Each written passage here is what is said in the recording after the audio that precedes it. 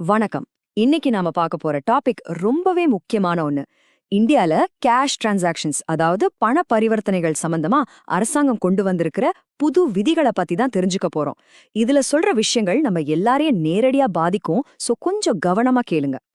முதல்ல உங்களையே நீங்க இந்த கேள்வியை கேட்டுக்கோங்க. உங்க சேமிப்பு, நீங்க கஷ்டப்பட்டு சேமிச்ச பணம் உங்க வீட்ல சேஃபா இருக்கா? உண்மையாவே பாதுகாப்பா இருக்குன்னு நினைக்கிறீங்களா? இந்த புது விதிகள் உங்க சேமிப்பை எப்படியெல்லாம் மாத்த போகுதுன்னு இப்ப பாப்போம். இந்த நம்பரை பாருங்க. 84%. ஆமா, 84%. என்னது 84% யோசிக்கிறீங்களா? உங்க வீட்ல இருக்கிற பணத்துக்கு முறையான கணக்கு காட்ட முடியலன்னா நீங்க கட்ட வேண்டிய வரியும் அபராதமும் சேர்த்து இவ்ளோ வரும். அதிர்ச்சியா இருக்கு இல்லையா? சரி, அப்போ அரசாங்கம் எதை கணக்கில் வராத பணம் அல்லது அன்எக்ஸ்பிளைன்ட் மணின்னு சொல்லுது? ரொம்ப சிம்பிள். உங்ககிட்ட இருக்கிற பணத்துக்கு அது எப்படி வந்துச்சு, எங்கேருந்து வந்துச்சுன்னு முறையா ஒரு ஆதாரம் காட்ட முடியலையா? அப்போ அந்த பணம் தான் கணக்கில் வராத பணம். நம்ம நிறைய பேர் சொல்ற ஒரு சாதாரணமான விஷயம். இது நான் கொஞ்சம் கொஞ்சமா சேர்த்து வச்ச பணங்க, அல்லது பல வருஷமா சிறுக சிறுக சேமிச்சேன். ஆனா இனிமே இந்த மாதிரி காரணங்கள் எல்லாம் ஆதாரம் இல்லாம ஏத்துக்கப்படாது. உங்ககிட்ட இருக்கிற ஒவ்வொரு ரூபாய்க்கும் முறையான கணக்கு இருந்தே ஆகணும். இதுதான் புது விதி. சரி, அடுத்து நம்ம பார்க்க போறது ரொம்ப முக்கியம். நம்ம அன்றாட வாழ்க்கையில செய்யற பண பரிவர்த்தனைகள்ல நம்ம கண்ணுக்கு தெரியாம என்ன பெரிய ஆபத்துகளும் அபராதங்களும் மறைஞ்சிருக்குன்னு பார்க்கலாமாங்க. முதல் விதியிலேயே ஒரு பெரிய ஷாக்கு காத்திருக்கு. என்ன தெரியுமா? நீங்க எந்த ஒரு காரணத்துக்காகவும் சரி, ஒரே ஆள்கிட்ட இருந்து ஒரே நாள்ல 2 லட்சம் ரூபாய்க்கு மேல பணமா வாங்கவே கூடாது. அப்படி வாங்கினா என்ன ஆகும்? 100%. ஆமா, 100% அபராதம். நீங்க கேட்டது சரிதான். இது என்னன்னா, நீங்க எவ்ளோ பணம் வாங்குனீங்களோ அதே தொகைய அபராதமா கட்டணும். கொஞ்ச நஞ்சம் இல்ல, முழுசா 100%. இத இன்னும் தெளிவா புரிஞ்சுக்க ஒரு உதாரணம் பார்ப்போம். ஒருவேளை நீங்க ஒருத்தர்கிட்டேந்து 2.5 லட்சம் ரூபாய், அதாவது 2.5 lakhs பணமா வாங்குறீங்கன்னு வச்சுக்கலாம். அப்போ நீங்க கட்ட வேண்டிய அபராதம் எவ்ளோ தெரியுமா? சரியா 2.5 லட்சம் ரூபாய். ஆக வாங்கின பணம் மொத்தமும் அபராதமா போயிடும். கவனம். அடுத்த ட்ராப். இது நம்ம பல பேர் செய்யற ஒரு விஷயம். நண்பர்கள் கிட்ட, குடும்பத்துக்குள்ள பணம் கடன் வாங்குறதும் குடுக்கறதும் சகஜம்தானே. ஆனா இனிமே 20,000 ரூபாய்க்கு மேல பணமா கடன் குடுக்கவும் கூடாது, வாங்கவும் கூடாது.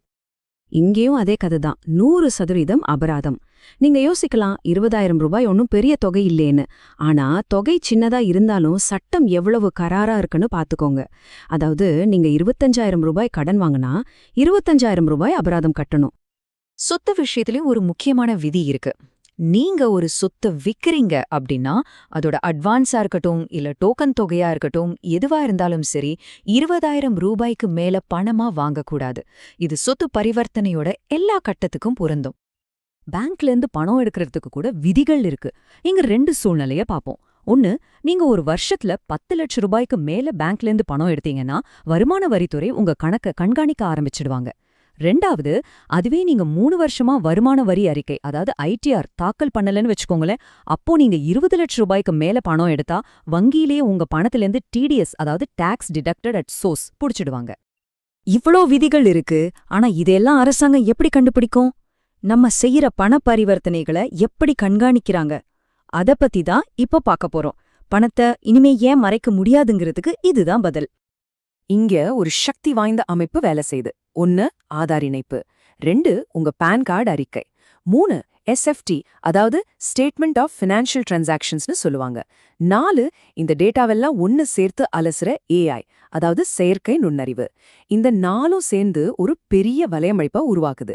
இனிமேல் நீங்க செய்யற பெரிய பண பரிவர்த்தனைகள் எதுவுமே அரசாங்கத்தின் கண்ணுல இருந்து தப்பவே முடியாது.